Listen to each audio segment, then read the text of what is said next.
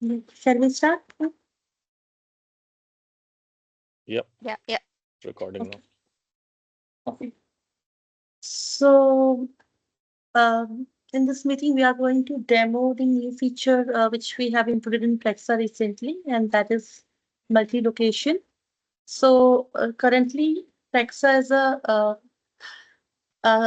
Plexa supports a single location inventory, but what if business users has multiple warehouses across different locations? So to support multi-location,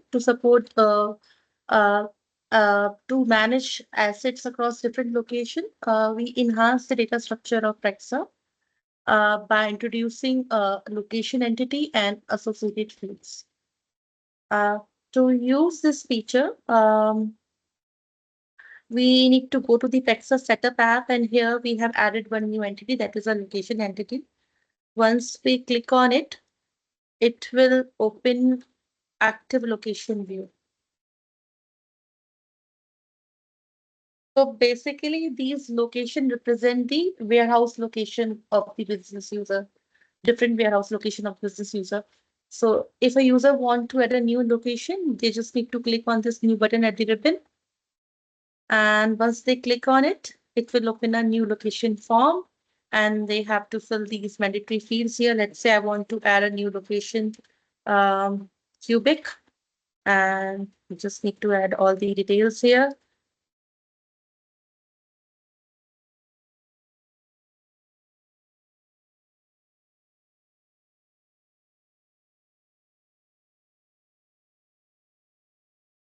And then we will just save this location and it will be added in the system. This warehouse location will be added in the system. And now uh, this is one of the warehouse location of the user, and now user can add assets in this location.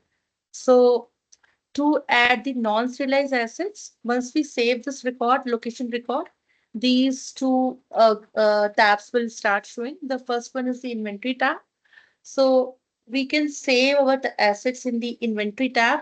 For example, we want to uh, add a few non-sterilized asset in this cubic location. We want to store some non-sterilized asset in this cubic location. So we will choose the asset group. Uh, so we need to click on new button, and when we click it, it will open the quick create inventory form, and then we will choose the asset group which we want to add and the quantity which we all want to add in this location. Let's say I want to add 10 quantity of this type of asset in this location. So we just click on save and close and it will add the quantity of this asset in this location. So now this asset is added in this location. We can do the same from the asset group also.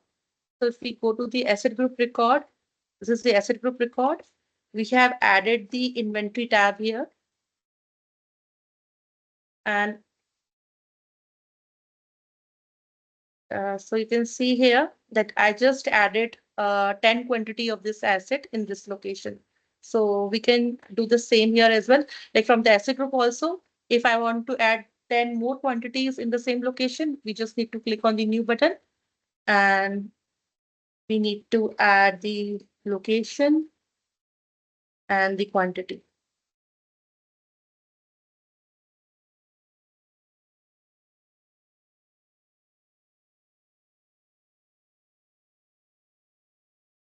So we can see the quantity increased by 10.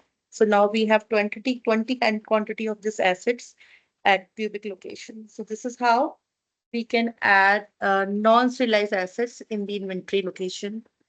To add the serialized assets, we need to go to the asset group or record of the serialized assets. So this is the serialized asset group record. And when we are creating a new asset, at that time, we can specify the location of that asset. So let me click on this add asset button link.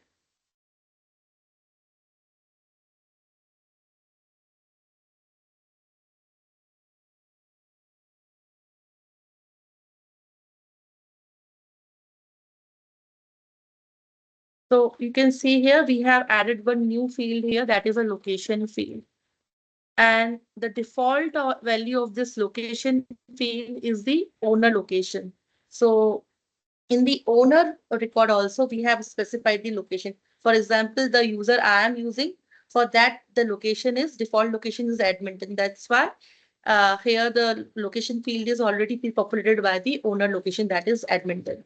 So whatever location we have set for the owner, the same location will be pre-populated in the new asset form.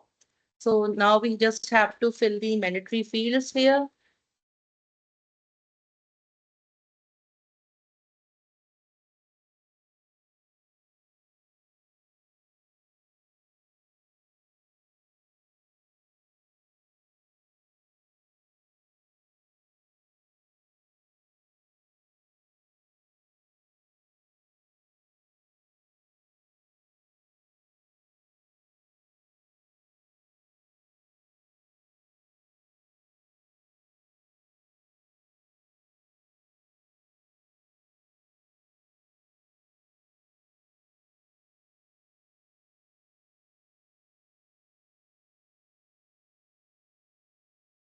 So now we have added this asset in the Edmonton location. If we go back to the asset group,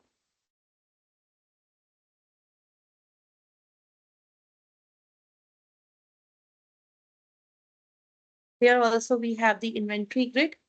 And if we refresh this grid,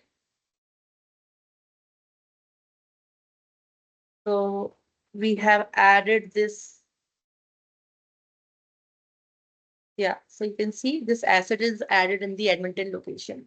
So this is how we can add the serialized asset at the inventory location.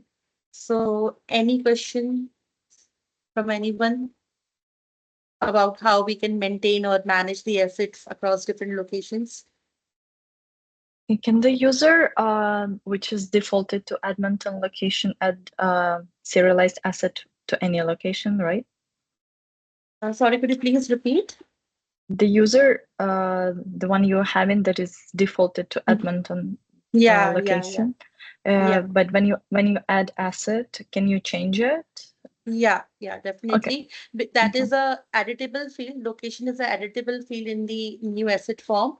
So if you want to change the location of that asset, that is doable from that form. Okay. Right. Okay, so this is how we manage assets across different location. Now for parts, what we have done, if we go to the location record once again. So for parts, we have added one more entity, that is the bin location. So bin location is basically, we can describe it as like it's a specific section of a warehouse. For example, in cubic location, there is a cupboard or there is a box where I am storing all my parts. So that particular location of that warehouse, we are naming it as the bin location. So it can be a cupboard, it can be a box, it can be a separate section of the warehouse, it can be anything. But we are actually specifying the exact location of that in that warehouse we are storing that part. So once we create a location record, the one tab will start showing, that is a bin location tab. Using this tab, we can create the bin location in that location.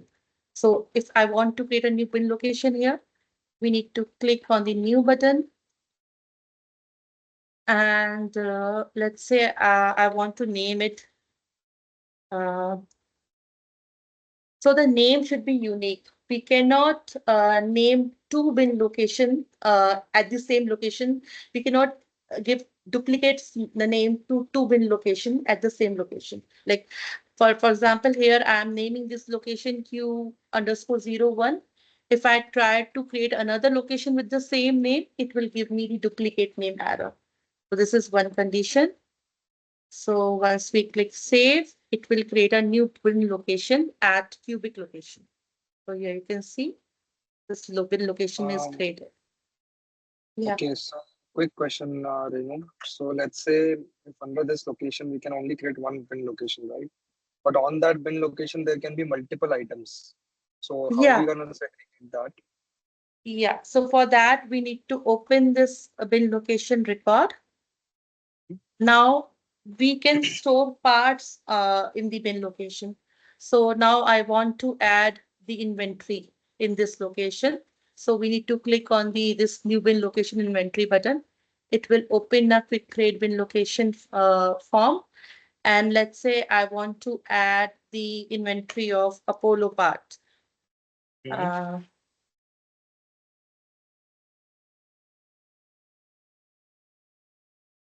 I want to add 10 quantity of this in at cubic location in this particular bin. So I will just add the details and save it. And this will store 10 quantity of Apollo part in this bin location. So this is how we can maintain different items in the bin location. Similarly, we can add other parts also. I hope this answers your question. And yeah, and let's say if someday that particular bin location is empty, and we want to shift another, part or category, can this be deleted, like the entire records? Like let's say if they shifted the warehouse stuff to some other place, You mean to say that we we want, can yeah, this deactivate can be it. done. Okay. This can be done using the transfer functionality. We have Okay. implemented the transfer functionality as well. I'm going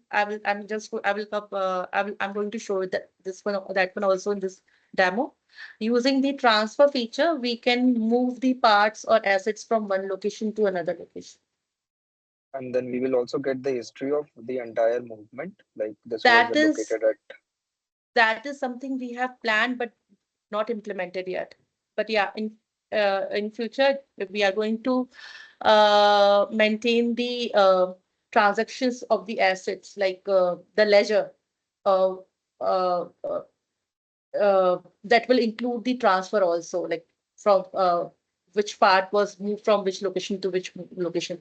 That will also be included in that ledger. But that is something which is in plan, which we need to implement. But yeah, it is not implemented yet. Okay. Okay. So now, Okay, Renu, yeah, I just have one question. Like, yeah. if we are adding these inventory in multiple location, you can say like same inventory we have to add in three Mhm. locations. That's Mhm. possible? Yeah, that is totally possible. Or we can add the same part in other location as well. Let me show you. Or let me go to the part record and show you there. So we can do the same from the part record also as well. So you can see here that this is the same part which I just added in cubic. So if I refresh this bin location grid here, I can see that record here as well. Okay. So you can see I just added 10 quantity of this Yes, part in yes. cubic. Yeah, And yep. now let's say I want to add this part in any other location. So let's say there's already 10 quantity here and I want to add 10 more. So I will just add 10 and save and close, and it will Uh, increase the quantity. okay. And Renu, in that location, can we select multiple location at same time? No, no, no. Only We one cannot. location at a time. Yeah, at a time that part can be stored at one location. And if like we can distribute our parts at different location, but the same part cannot be stored at multiple location. Okay. Fine. Thanks. So, and if you go to the part record, now this inventory grid is showing the aggregate result of these quantities. So available quantity, the total quantity is the aggregate of total quantity of all these parts at different location. So this grid is not showing the aggregate result, except fuel fields like minimum inventory, one quantity and PO quantity. So these two fields are the fields which are not showing the aggregate result. Otherwise, rest of the fields are basically showing the aggregate value of these records. This is how we have changed or implemented it for the multi-location. And is there any other question? Yes. Can we move ahead? For the bin locations, how would the user know what is the limitation of that bin, and when is the time to replenish that bin? It will be like done through the automation, or You how mean to would say the that be maximum handled? quantity we can, do you A like you maximum mean to say what? Yeah, maximum quantity, so you don't overload that bin, and also the minimum replenishment So amount. So they minimum is something which we can define here using the minimum inventory. But yeah, for the maximum, we haven't decided anything. But yeah, this is a good point. I'm noting down, and yeah. But the Uh, minimum here is for the total inventory across all locations. What I'm yeah, asking is the minimum for each bin. minimum for each bin. That is also we haven't implemented. No, that is something also. The minimum quantity, I don't think so. We need to specify the minimum. The bin can be empty also. But actually, we have given this minimum inventory section field here just to, in case if like whenever the value is become less than the minimum inventory, then we get the out of stock error and then we can reorder. So that's why this functionality has been given. But do we need it at the bin level? Yeah, we need to think about it. But yeah, I'm noting down this point, and yeah, we will discuss it with the team and see Yeah, if it is required. We will. it's not about more about if we need it or not. It's about the user optimizing the warehouse storage space. Like how would they optimize their space if they Mhm. don't know what would be if they have, let's say, hundreds of shelves empty and they haven't got any notification to replenish the stocks that belong to the shelves on time. That's the only thing what I'm If thinking. the hundreds The of shelf optimization. are, yeah, if the hundreds of shelf will be empty, then I think it will go below the minimum inventory count also, and they will But get the again, out of stock error. yeah, but again, it's an inventory for the all locations. We're Yeah, talking about the yeah. bin it in particular. But yeah, that's something for discussion. I'm not sure how it's supposed to be, but for me, and as an owner, I would like to have an understanding if my warehouse is full enough, or I need to order more. I got your point. Okay, I'm noting down these points, Nadia, and yeah, we will discuss with the Yeah, team sure. that how to do. So this is how we can manage assets and parts across multiple locations. So the next thing we are going to showcase in this demo that how we can allocate these parts to a rental reservation record when the parts are at different location, how we can allocate them. So starting from the opportunity, when we create a new opportunity, and once we save it, same like we saw in the asset record, this location field will start showing, and the default value of this location field will be the same, the owner location, and user can change it. It's a editable field, so user can change it. So now, once we create the opportunity record and click on the new button, here you can see we have added one new column here, that is a location column. And also we can see a drop down at the top. So this is a location drop down, and the default value of this drop down will be the opportunity location. So for this opportunity, our location was Alberta. The same location is coming over here. So for now, it is showing all the assets which are at Alberta location. So if I want to see assets at any other location, we need to select that particular location in this drop-down menu. So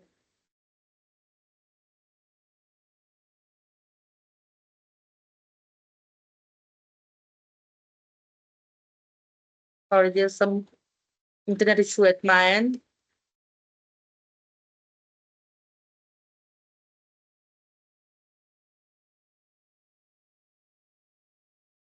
Yeah, we can hear you, Renu, but I guess there's some connect connectivity issue at my end. Let me refresh the screen and try one second.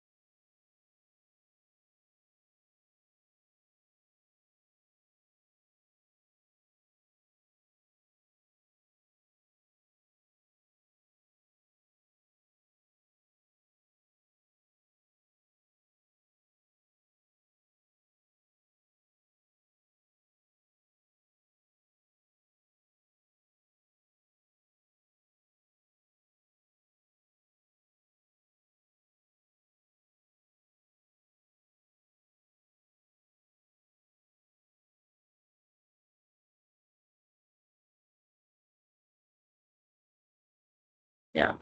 So now if we want to check assets at other location, we just need to select the location here and we can see the assets, their available quantity, their prices. If we want to see the assets at all the locations, then we can do so by selecting the all location option in this drop-down menu. So now let's say I want to add 10 quantity of this asset type, which is a non-sterilized asset. And this is a serialized asset, so I want to add this asset, which is at Michigan location. So we just add the assets here, and then we will need to be selected, and we just select them and we just process it. So this is how we can add the assets which are distributed across different locations in the opportunity. Now we can create a code.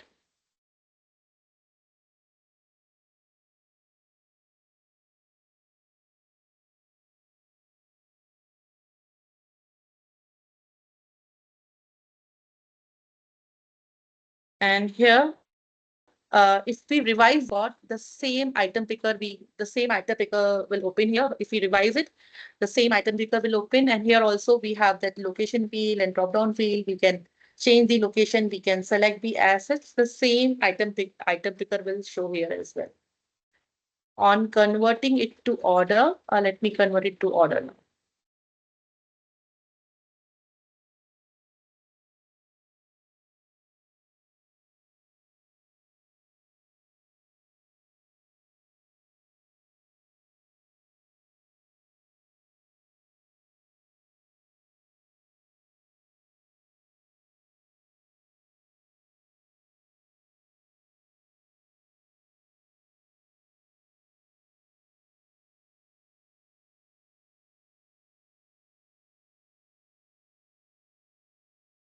So yeah.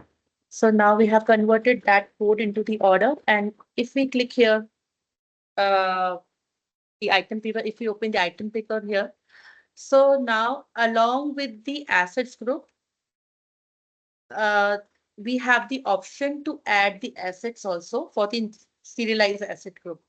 So we can add the non-serialized group. We can add the assets of the non-serialized group the same way we did in the opportunity and the code. But for the serialized asset, if I want to add this asset, so we have two options. Either we can add the group or we can directly allocate that asset. So let's say if I allocate this one and click process, this is already reserved. Let me choose any other. So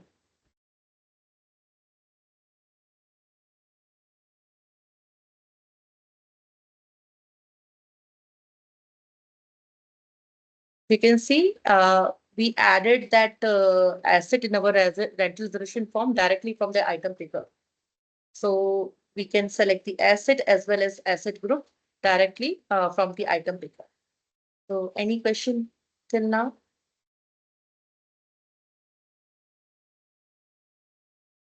And for the serialized assets, for example, for this one, if I want to allocate the asset, we have two options here. We can open the renter order line item record here. One option is to select the asset from the this using this field, which we already till now it is working like this only. Another option is that we have added a allocate asset button at the ribbon. Once we click on it, it will show all the asset at the selected location. If we want to change the location, we can do so. And if there is asset available at that location, all those assets will list here and we can allocate that asset and we can click on process and that asset will be added in the reservation record. So this one is reserved. So we will choose any other. So let me choose this one.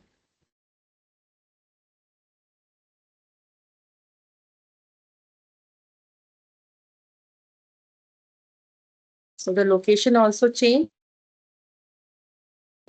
and that asset is also allocated to this rental order line item. So this is how we can allocate the assets which are stored at multiple locations, and then we can convert it to the contract. Any questions?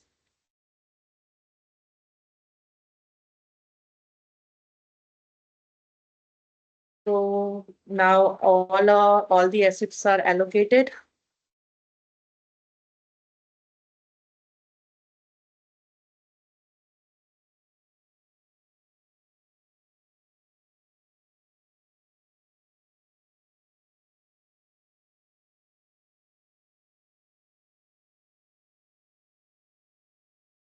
How to track the transfer tickets for that asset that we allocated, or it will be created after It will be the created. rental contract?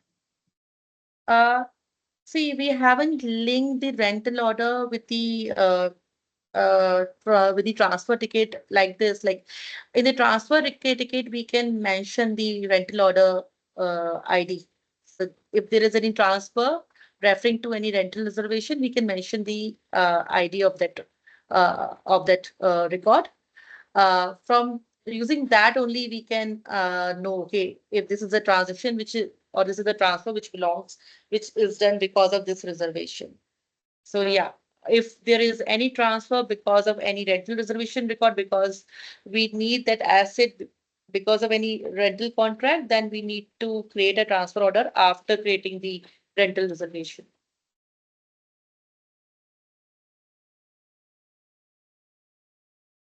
So the unit allocated is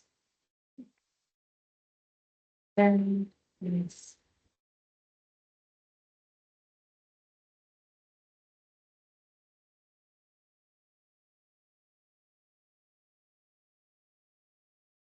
So now we will convert to rental contract.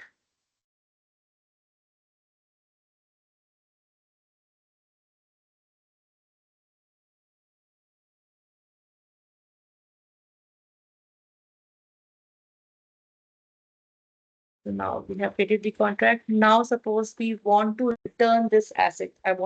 We want to return these assets. So we will click on return item button here at the top, and we'll open this pop-up. And let me fill all these mandatory fields.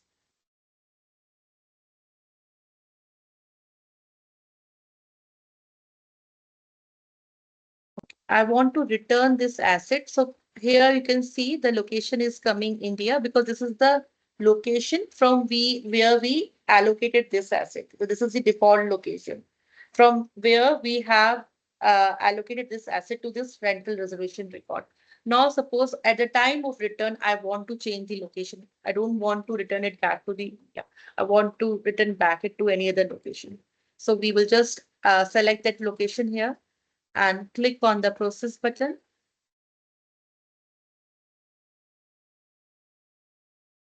It will create a return record. And if we open this return item record here, you can see the location is coming as cubic. If I open the asset record here,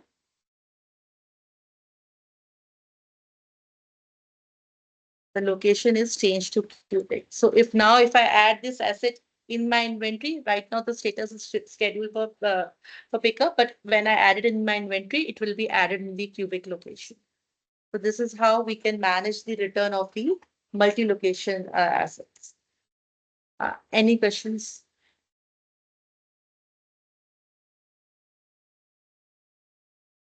Can we move ahead? Yeah, Renu. Okay, so the next feature which we are going to showcase is the transfer functionality. So now we have created a rental contract, and we need one asset which is in the Edmonton location, and we want to move it to the Vancouver location. So we just click on this. We need to go to the transport tickets in the rental management area of the operation app. And here we click on the transport tickets.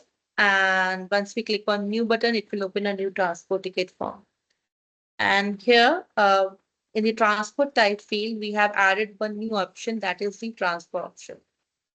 So once we select this option, it will open this, like it will, this transfer details grid will start showing. So we will just fill all the mandatory fields here. And um, so let's say my from location is Edmonton and my to location is Cubic. So this is the location from where we want to transfer our asset. And here, Nadia, you are asking about the rental order. So here we can mention the rental order or the sales order for which this transaction is carried out. So we can mention that those details here. And once we save it, it will create a transfer order between these two locations.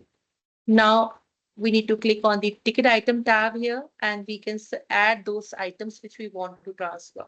So we have two tabs. Uh, we need to rename this rental to items. That is something just pending. So this tab will show both the serialized and non-serialized assets. So let's say I want to transfer this asset. So this is the asset name and this is the win. We want to transfer this asset from the Edmonton and we want to transfer this non-serialized asset. Let's say 10 quantity of this non-serialized assets from tank folder location or from this Edmonton location to the Cubic location. So we will select those assets here. And now I want to transfer this part, two quantity of this part from the Edmonton to Cubic location. So we just select that those parts and then we can check those parts here and then we will click on process and these items will be added in our ticket. So I'm going to transfer these parts or assets uh, from Edmonton to Cubic location. Yes. I have a question. Yeah.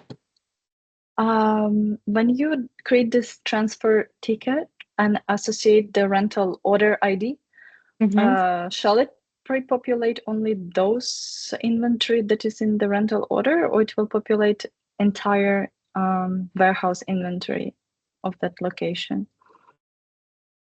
You mean to say that if I select the rental order here and click on new button, it will show only those assets which are there in the rental order, right? Correct. Yeah. No, no, we haven't implemented anything like that. Yeah, So the but use case will be like that, like somebody created the rental order and then you have to probably print it out or have it somewhere open and remember the names of the items you need to transfer in order not to make mistake, because you can transfer anything else, not something related into the order by mistake. okay, it's a good point. I'm just noting it down, and yeah, we will discuss with the team and let's see. Right. Thank you. I'm noting the requirement, Nadia. So, any other question? So now these tickets are added or these assets are added for transfer. Let me open one of the asset record here.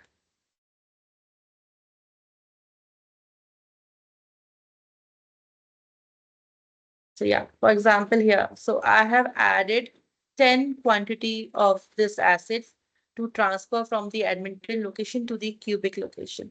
So if I go here and check in the inventory,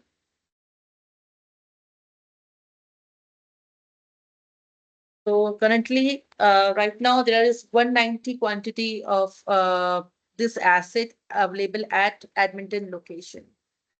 And for parts, let me open part record also.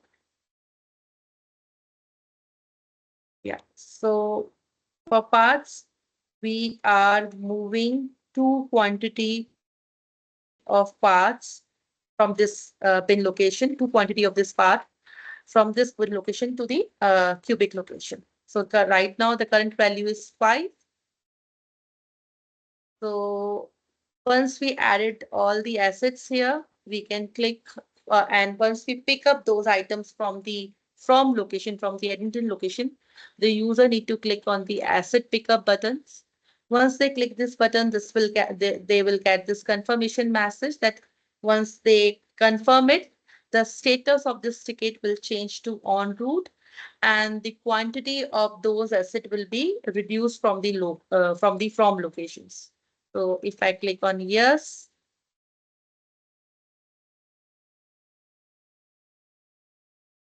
so the status of this ticket changed to en route.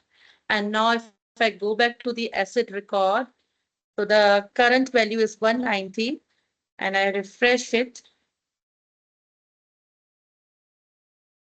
So you can see the available quantity at Edmonton location become 180 and in transit was 10. So now it increased by 10, that is 20, because now 10 quantity of this asset is moving from Edmonton location to the cubic location. So the location of those assets changed to in transit. Same if we check for the part record. So the current value at Edmonton location is 5 and the in transit. So yeah, the in transit value is 20 right now. So if I refresh this grid,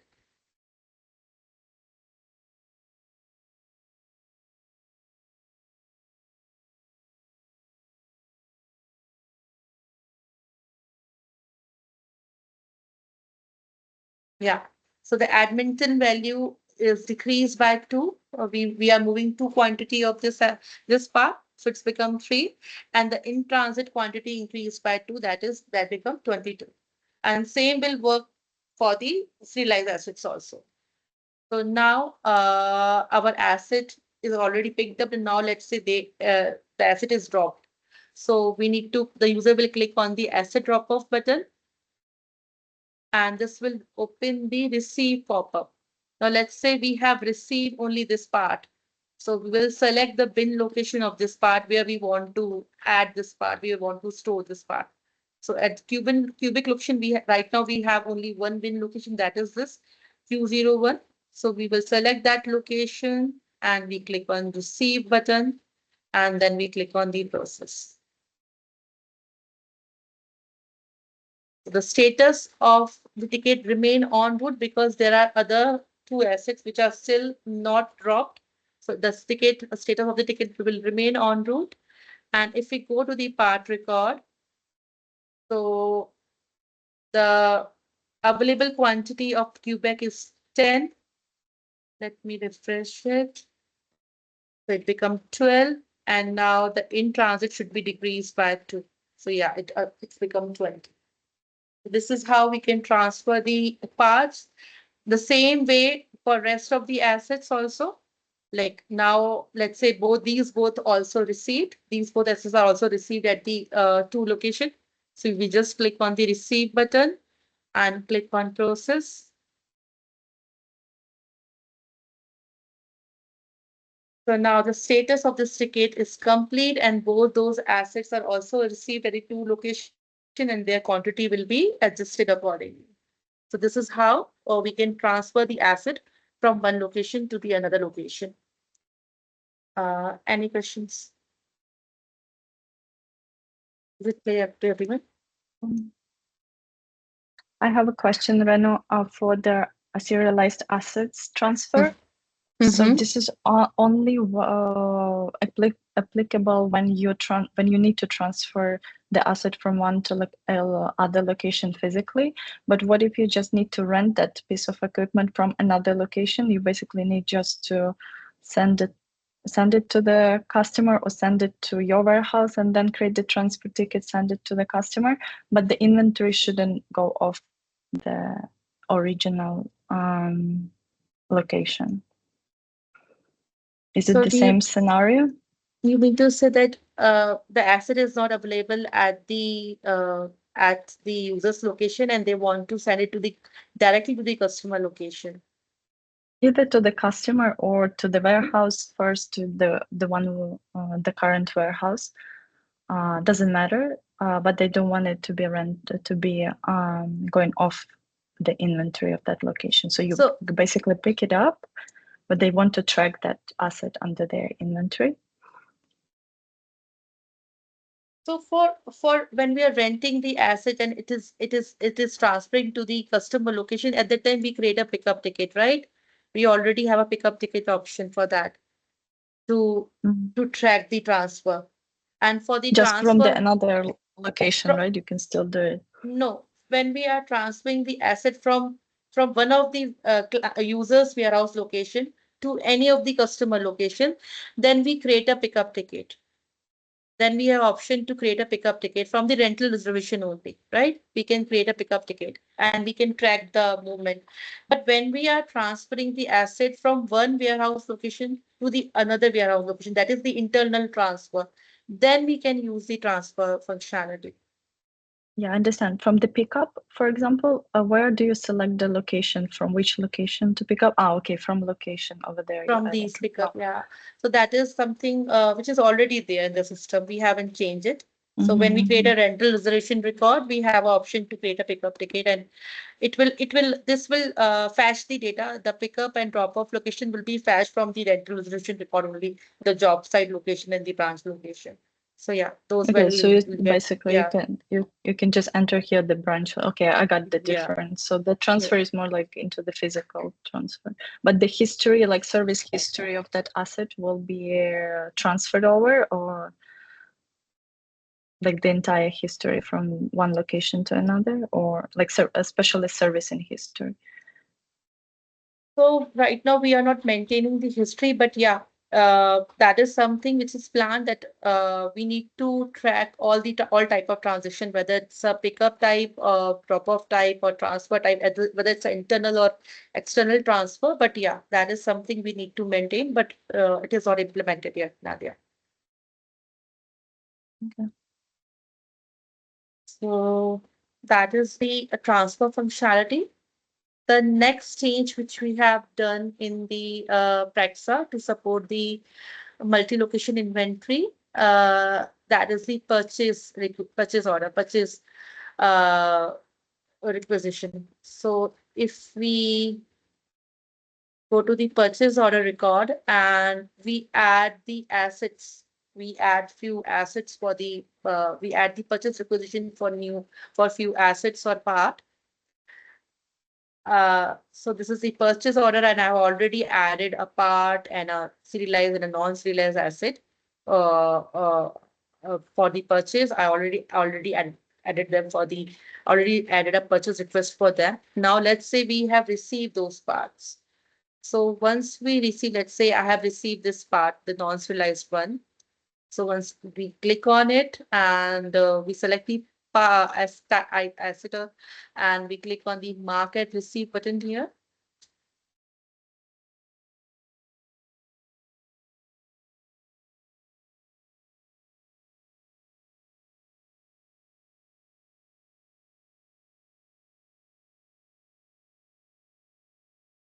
So this will open this purchase also order receipt pop-up.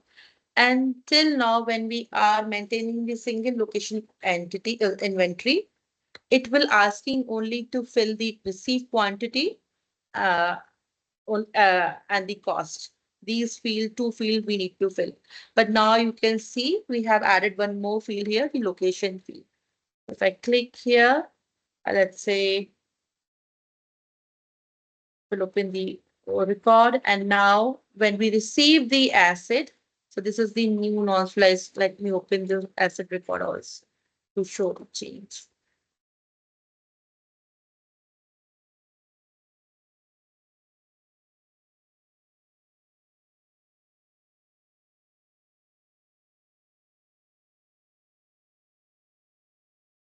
So now if I go here down in the inventory,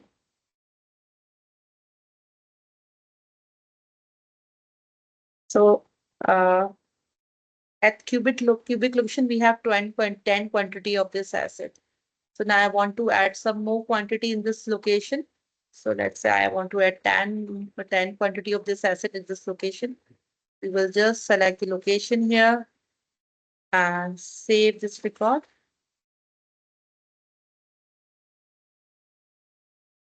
And if we go back to the asset report, asset group here, refresh this bit, you can see that those quantity are added in this location. So this is how we have changed the uh, purchase process. Now, at the time when we are receiving the assets, we need to specify the location for both for the serialized and for the non-serialized. If we are talking about the parts, when we are purchasing and receiving the parts, along with location, we need to specify the bin location also. So this is the part record. And now if I want to receive this part, so you can see along with receive quantity, I need to specify the bin location and the location.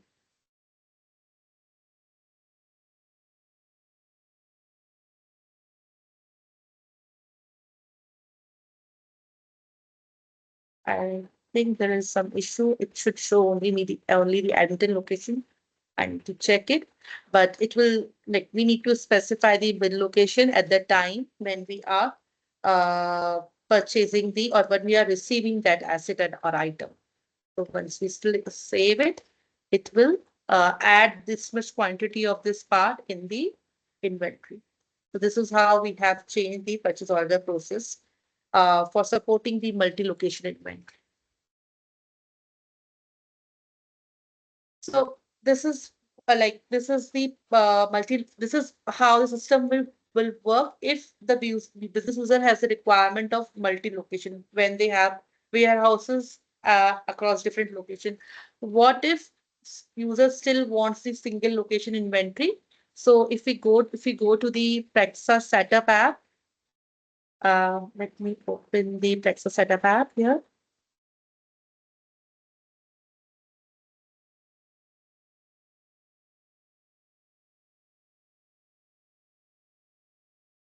In the settings area,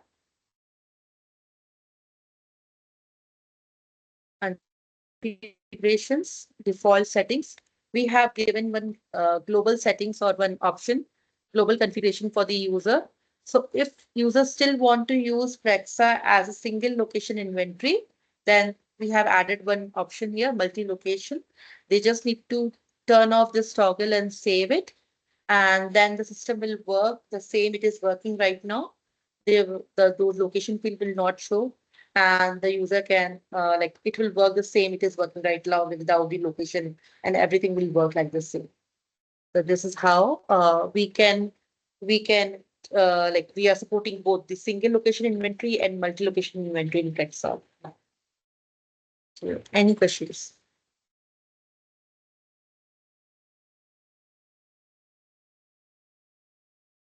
So yeah, this is what we want to show in this demo. Mayank, I guess you want to show that related record functionality as well, right? Sorry, can you repeat that? That we want do you want to show that related record functionality that we were discussing that day? Related record, that is something which we have only deployed right now on the client. It's not fully matured on the product. I spoke with Akhilesh. I think we should hold on to it right now. Okay. Okay. Yeah. So yeah, that's it from this is what we have developed in last few sprints. If anybody has any question, any doubt. I don't like not the question, but just suggestions. Mhm. I'm seeing the competitors' software, like they're using with the product or with the product part, small grid image with for the product. So why we are not using that small images just to showcase? Mhm. So do you We have want the images. We we have the have the Um, image images. for the serialized one for the parts? I don't think uh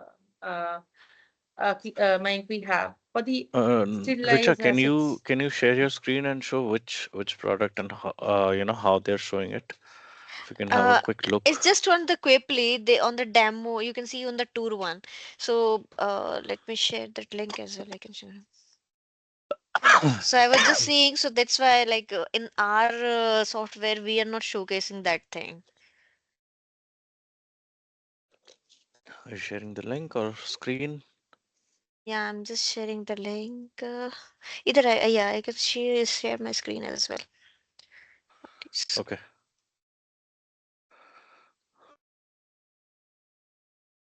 Okay, so in this, like, this is that one.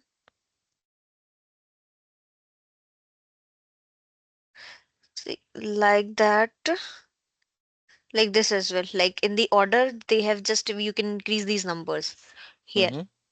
Mm-hmm. So I just mean exactly. I don't think so. We might be having, but something like this.